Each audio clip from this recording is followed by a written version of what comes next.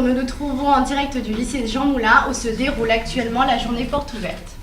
À l'occasion de cet événement, nous avons l'honneur de recevoir sur le plateau Canal D 2 élèves ainsi que 2 professeurs spécialisés dans la section littéraire. Donc nous recevons bien évidemment Madame Coissard, qui est professeure de français, professeure de théâtre, professeure de littérature, et Monsieur Fussler, qui est professeur de philosophie en terminale. Est-ce que vous pouvez nous parler un petit peu des principaux sujets que vous pouvez aborder, par exemple en théâtre? Qu'est-ce que vous souhaitez faire parvenir aux élèves quand vous enseignez le théâtre? Alors, quand j'enseigne le théâtre, j'essaye d'abord de donner du plaisir aux élèves. C'est mon premier objectif.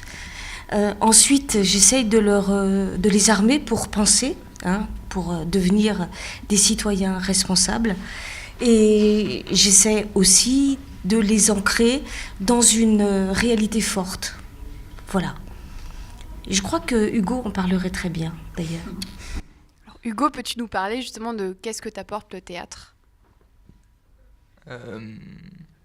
Une grande culture générale, parce qu'on a la chance de pouvoir déjà aussi rencontrer beaucoup de personnes, premièrement, donc des scénographes, des metteurs en scène, des acteurs.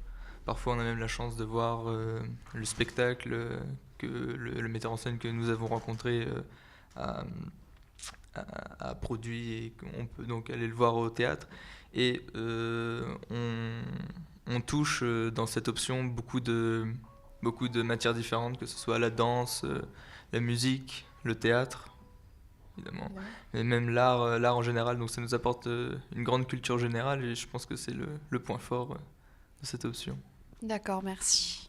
Hugo, est-ce que tu peux nous parler un petit peu de quelles sont les activités que vous exercez en théâtre? Quels sont les travaux, quels sont les enjeux?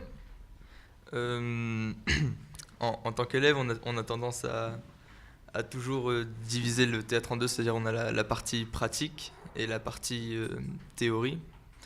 Donc la partie pratique, c'est tout ce qui est, enfin tout le travail avec les metteurs en scène qu'on rencontre, les scénographes, les acteurs. Et la partie théorie, c'est le travail de réflexion qui ne se fait pas sur le plateau, parce que sur le plateau, il y a quand même un travail de réflexion qui s'opère. Mais en théorie, il y a par exemple tout un renseignement historique sur le théâtre, sur les pièces qu'on va voir, des renseignements qui nous sont souvent d'ailleurs bénéfiques pour faire les comptes rendus de spectacles qu'on va voir. Et j'ai entendu parler d'un journal de bord, c'est bien ça? Oui. Toute cette partie théorie et pratique se trouve dans le journal de bord. C'est ça, voilà. En terminale, on utilise ce qu'on fait en pratique avec les metteurs en scène qu'on rencontre tout au long de l'année. Donc on utilise cette pratique, et on utilise aussi la matière qu'on a dans les cours théoriques pour former donc notre journal de bord, donc, qui répond à une problématique, et on utilise donc ce qu'on fait en pratique et en théorie pour y répondre. Merci Hugo. Donc c'est un énorme travail que fournissent les options de théâtre, on les félicite. Maintenant, nous allons passer la parole donc à Monsieur Fussler, professeur de philosophie. Monsieur Fussler, qu'est-ce que vous souhaitez, vous, donner, offrir à vos élèves lorsque vous leur enseignez la philosophie? Alors, d'abord, j'ai envie de leur permettre de réfléchir sur un certain nombre de sujets qui intéressent au fond tout le monde. L'intérêt de la philosophie, c'est qu'on touche des questions qui sont très diverses, certaines qui sont des questions de fait, qui portent sur l'origine de nos émotions, les points communs et les différences entre les hommes en fonction des différentes cultures, quelle est l'étendue des différences qui existent entre les êtres humains. Quelle est l'étendue des différences entre l'homme et l'animal, par exemple, où passe la limite, est-ce qu'il y a vraiment une frontière qui peut être tracée entre les deux? Et puis on pose des questions de droit, par exemple, est-ce qu'on peut formuler des jugements qui soient objectifs en termes de justice? Est-ce qu'on peut dire objectivement que certaines choses sont justes, que d'autres sont injustes? Pareil dans le domaine moral, dans le domaine esthétique, est-ce qu'il y a des critères pour juger qu'une œuvre est un chef-d'œuvre, par exemple? Donc on touche des domaines de questions qui sont en fait très très larges, et on est évidemment amené à croiser sur notre chemin aussi des disciplines très diverses qui vont de l'ethnologie, l'étude des différentes cultures, à l'éthologie, l'étude du comportement animal, aux neurosciences, l'étude des fonctionnements du cerveau humain, à la psychologie expérimentale. Et j'ai envie de leur passer au fond le plaisir qu'il y a à découvrir comme ça des éléments de réponse en arpentant un petit peu tous les chemins du savoir humain, tous les chemins qui ont été frayés jusqu'ici, quoi, et en les amenant à explorer ces domaines qui sont très très très très divers, et à essayer de mettre en place aussi des méthodes de raisonnement qui leur permettent de à la fois questionner leurs préjugés et d'avancer des arguments sur ces différentes questions. Voilà. D'accord. Merci beaucoup. Mais je vous en prie. Réponse très complète de Monsieur Fussler, je pense qu'on pourra s'en contenter. Très complète. Merci. Maintenant, Dylan, étudiant en série L, comme Hugo, mais spécialisé dans la littérature étrangère anglaise. Alors, Anglaise. c'est un choix qu'on a tous, donc on a le choix entre théâtre ou anglais renforcé. Et, ou droit, oui, mais on n'a pas de droit ici. Bref.